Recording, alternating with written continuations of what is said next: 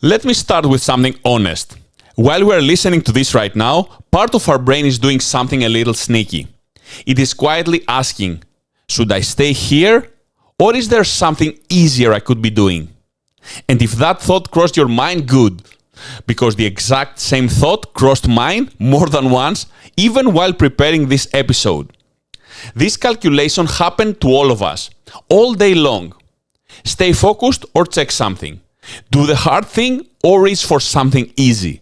Push forward or get a quick hit of stimulation. And slowly, almost invisibly, it starts to weaken our ability to do the things that actually matter to us.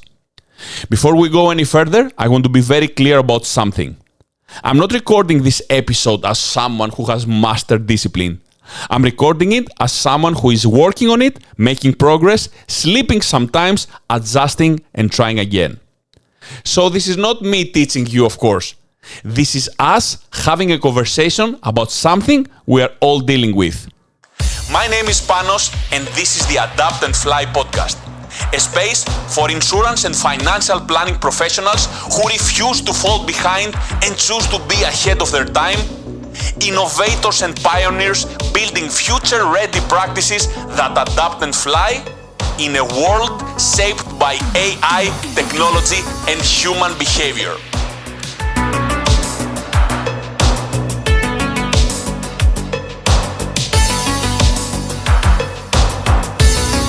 What we usually call lack of discipline is not really about discipline at all.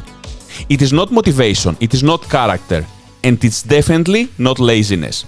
It is how our brain decides what is worth the effort. Our brain works like an accountant. It constantly runs one simple calculation. What gives me the best return for my energy right now? Every action is evaluated instantly.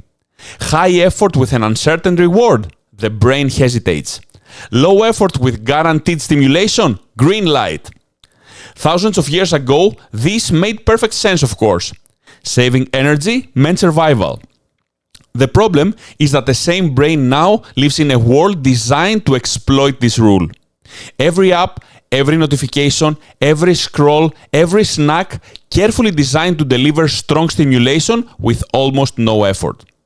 So when we struggle to focus, when the gym feels heavier than it used to, when starting something meaningful feels strangely hard, it is not because something is wrong with us.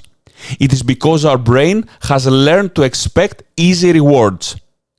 When I truly understood this, something shifted. I stopped asking what is wrong with me, and I started asking what kind of environment am I living in, and what is teaching my brain to want. That question alone changes everything. There is a small but powerful system in our brain that controls motivation and desire. This system runs on dopamine. But dopamine is often misunderstood. Dopamine is not pleasure. Dopamine is anticipation. It is the signal that says, I want that. It rises before the reward, not after. This is why scrolling feels endless. Each swipe might show something interesting, so the brain keeps saying, just one more. Here is where it becomes a problem. When we constantly flood our system with easy stimulation, the brain adapts. It lowers its sensitivity. This process is called dopamine downregulation. Suddenly, reading feels boring. Training feels exhausting. Deep focus feels uncomfortable. Not because we lost discipline, but because our brain built tolerance. I see this in myself very clearly. When my days are full of constant stimulation, sitting with effort feels much harder. When I create even a little space, effort starts to feel possible again. That is when I realized this is not about forcing ourselves harder. It is about resetting how the system works. This brings us to the idea of a dopamine reset. And no, we are not removing dopamine. We need dopamine to function, of course. What we are doing is temporarily reducing artificial high stimulation inputs so the brain can reset what normal feels like. Think of it this way. Our dopamine system works like a volume knob. For years, many of us have had it turned all the way up. So normal life feels dull by comparison. A reset does not make life boring. It makes normal things rewarding again. When the system starts recalibrating, something interesting happens. Finishing a task feels satisfying. Movement feels energizing. Focused work feels calm instead of stressful. I'm experiencing this myself in a small but noticeable ways.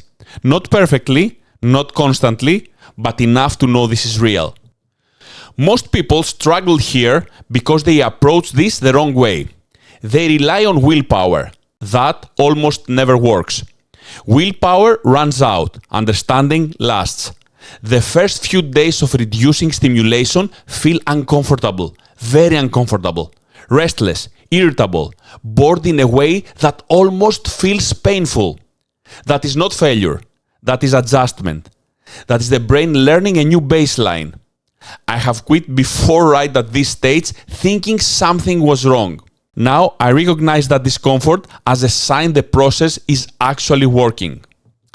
So let us get practical without going extreme. The first step is identifying your biggest sources of easy dopamine. Not the things you enjoy most, but the things that gives you the most stimulation for the least effort. For many people, it is the phone, short videos, endless feeds, constant notifications. For others, it might be junk food, online shopping, or constant background noise.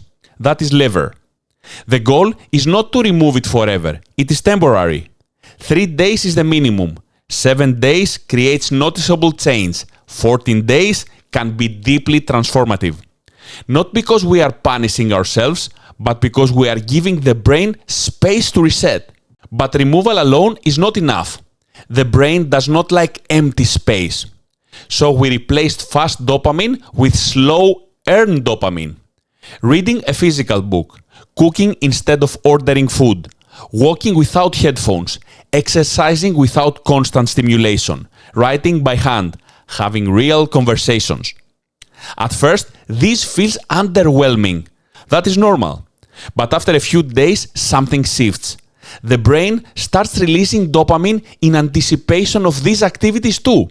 Opening a book brings curiosity. Finishing a workout brings pride.